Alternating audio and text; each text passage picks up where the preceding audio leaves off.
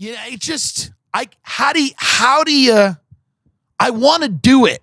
I feel like there's something in life I'm missing by my penchant for thinking and evaluating things and not getting too drawn into something. That passion that people give so freely, and then they're disappointed. I look at it, I watch these people believe that Gary Vee is enabling them to succeed because he tweets things like kindness is delicious and content is king, marketing is queen. I mean, what? But they believe, they're like, Gary knows. And today, Monday Motivation, they'll take photos like, Gary, I'm in my office, selling insurance, building my brand. Because of who? What are you doing with your photo of yourself while you're doing your job? Do your job. Do it well. Do it better than anyone. What the fuck's it have to do with Gary Vee? What does it have to do with this Ukrainian wine merchant? I mean, I don't know, man. I'm not saying that I'm right and everybody else is wrong. I know that that's what it feels like. And that's what I believe. But, like, I think this is what I really think people need to do.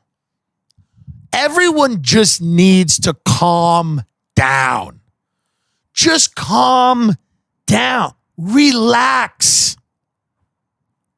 Everybody right now is going 100 miles an hour, and you need to take it down a notch.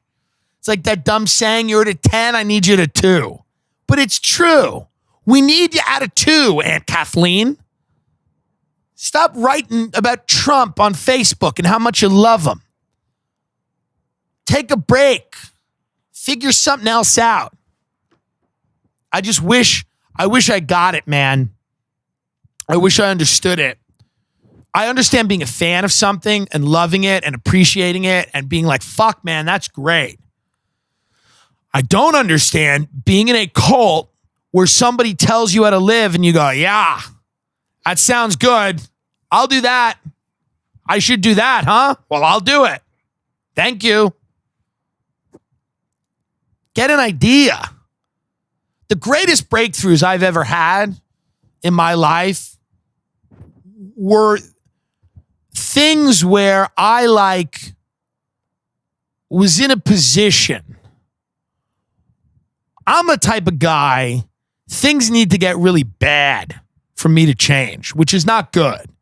But things need to get really bad for me to go, I shouldn't do this anymore. And I'm not advising you to be that type of person, but there's something about having a blank slate and building up from that and realizing that, it's very hard to do that if you just outsource all your critical thinking to somebody else. You kind of have to experiment and you have to figure shit out on your own. And you have to trial and error. It's a lot of fucking, and I just look at people today and everybody is just every day you're inundated with crazy people telling you that they know what's good for you. I don't know what's good for any of you. You listen to this because it's fun. It might be interesting. I don't know what you should do. Many of you maybe should be in a cult. I don't know. I can't tell you what's good for you. I barely know what's good for me. So I'm always skeptical of the people that are like, I figured it out. It's my 3-point plan. It's a 3-point plan. What is the fucking I mean, I just think some of the happiest people I know in my life smoked crack. And this is not an opinion you hear from a lot of people. Some of the genuinely happiest people I know smoked rock consistently. They did it a lot. They did not care about their kids, if they had kids, if they knew they had kids. They did not waste their time. They just smoked crack. Okay? They lived in dirty homes with dirty rugs. They had ashtrays overflowing with cigarettes, and they never emptied them out. They had filthy sex with people that had AIDS. But at the end of the day, they cuddled up with a soda bottle that they had made into a crack pipe, and they smoked crack. Who am I to tell them that their lives would have been better following Gary Vaynerchuk on Instagram? Maybe they would have. I don't know. I saw a lot of people pretty damn happy smoking crack cocaine. It is what it is, folks. I met some of those people. I knew them. You can't hang out with them for that long because they have a binary existence. They're either smoking crack or they're not happy. It's very simple. They have crack or they have a problem.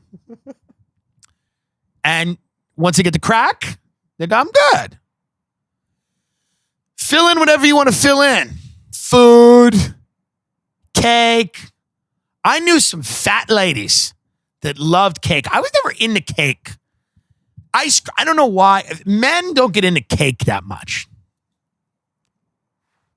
I knew a fat girl who would bring cake to parties and eat it with her fingers and lick the fudge off her fat fingers. And she'd go, oh, nobody wants a piece. And she'd cut all the pieces. And everyone's like, nobody wants a piece. We're all on coke, you idiot. You brought a cake because you want cake. And she'd eat cake.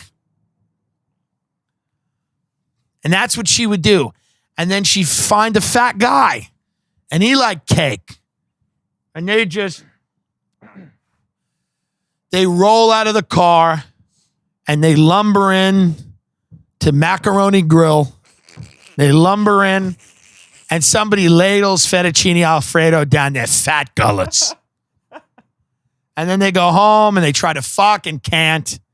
And then watch television. And they're either at Macaroni Grill getting that good fried cheese, or they're not. Binary existence. You're in or you're out. I'm either making people laugh or I'm not. If I'm not happy. The people there aren't happy. You're not happy. No one's happy.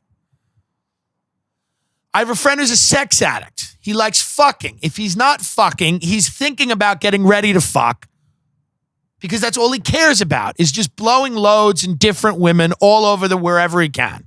That's all he really wants to do. Sports is a way for him to occupy his time because you can't blow 30 loads a day. So he watches the game because that's kind of interesting, and then he can go blow a load. He doesn't give a fuck about food. He doesn't care about drinking. He only drinks to fuck. He only does coke if the girl wants to do coke. Doesn't matter. I know people that are only happy if they're complaining. I have aunts that are only happy if they're opening their mouth and going, excuse me. Excuse me. They're only happy if they've been wronged. And they can now use that opportunity to complain. That's the only thing that makes them happy.